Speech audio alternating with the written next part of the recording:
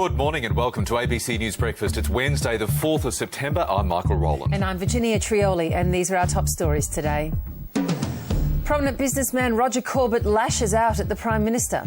Here's a man that really has done the Labor Party enormous damage, destabilised it, and is now wishing to present himself to the Australian people as an alternative as a Prime Minister.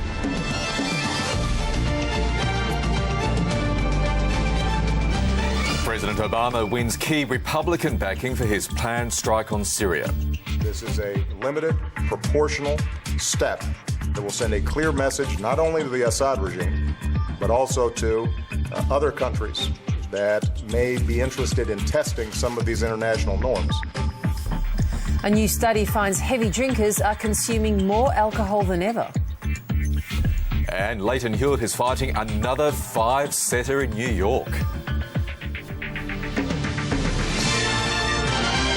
President Barack Obama has won the backing of key Republican leaders for a military strike on Syria. The president has been meeting congressional leaders to discuss military action ahead of next week's vote. And Mr Obama has also hinted at a broader long-term strategy to support the Syrian rebels. Earlier, Israel launched a missile during a joint military exercise with the US in the Mediterranean, sending jitters throughout the region. 11 supporters of Egypt's ousted President Mohamed Morsi have been sentenced to life in jail for attacking the army. The men were convicted of shooting at soldiers during riots in the port city of Suez last month. 45 other Muslim Brotherhood members were given 5-year sentences. In a separate case, a court has ordered 4 Egyptian TV stations to close as part of a campaign against media outlets seen as sympathetic to the Brotherhood. A report commissioned by the federal government suggests the national broadband network could save households thousands of dollars by 2020. The report by Deloitte Access Economics predicts households could save an average of $3,800 a year. It says the network would boost productivity and help more people work from home. New research shows heavy drinkers in Australia are drinking more than ever. The study by the National Drug and Alcohol Research Centre looked at the drinking habits of Australians since 2001. Now, light drinkers are on average drinking less, but the top 5% of drinkers are downing 140 more standard drinks a year than they were a decade ago.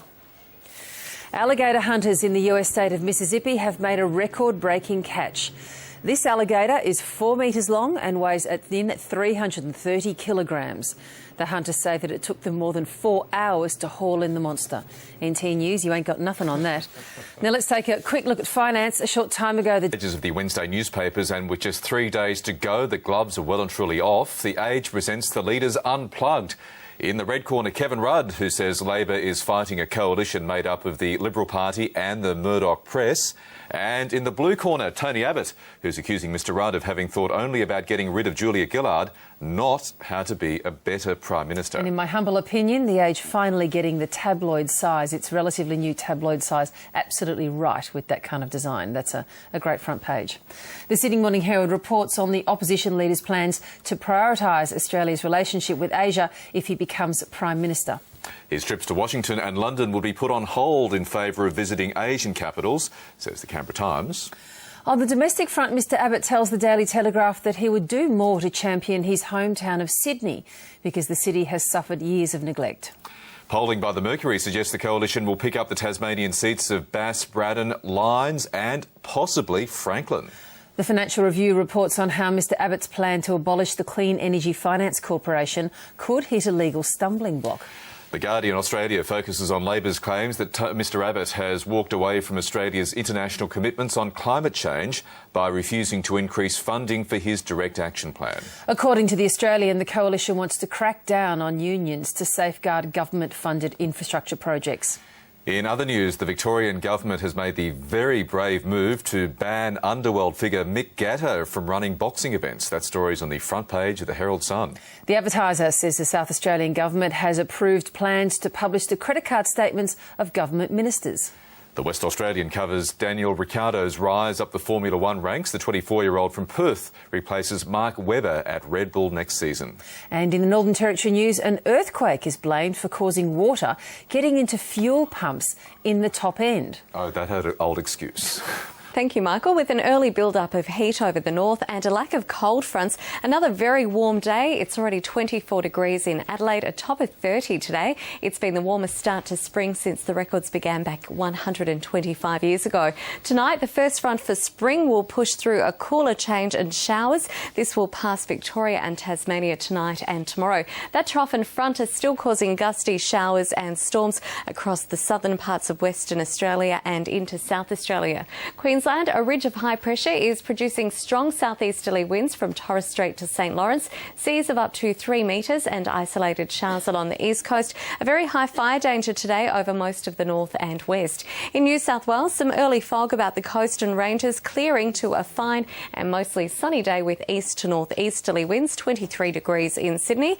In Victoria, early fog in the east, strengthening north to northeasterly winds, and throughout the afternoon we'll see high cloud increasing from the west with showers reaching the southwest tonight. A very warm day across Tasmania, 21 degrees atop in Hobart, patchy drizzle in the south and gusty northerly winds this afternoon. Showers this evening, mainly for the west. South Australia, high cloud from the west, isolated showers and thunders developing in the west and near the south coast. A fresh and gusty southwest to southerly change pushing through the far southwest, and it's due to reach central and southeastern districts this afternoon. In Western Australia, top of 19 degrees in Perth. Still got scattered showers across the south with afternoon thunderstorms across the Goldfields, Eucla and adjacent interior. Rain since 9 a.m, 10 millimetres in Perth, 27 Collier East and 23 for Bickley. And there's still a lot of heat up in the north. We still have a total fire ban for the northwest Darwin Daly district and also a severe fire warning across the inland parts of the Kimberley. Tomorrow, it will be fine in Brisbane, Sydney, Canberra and Darwin. Showers in Melbourne, Adelaide and Perth with a top of 20 degrees.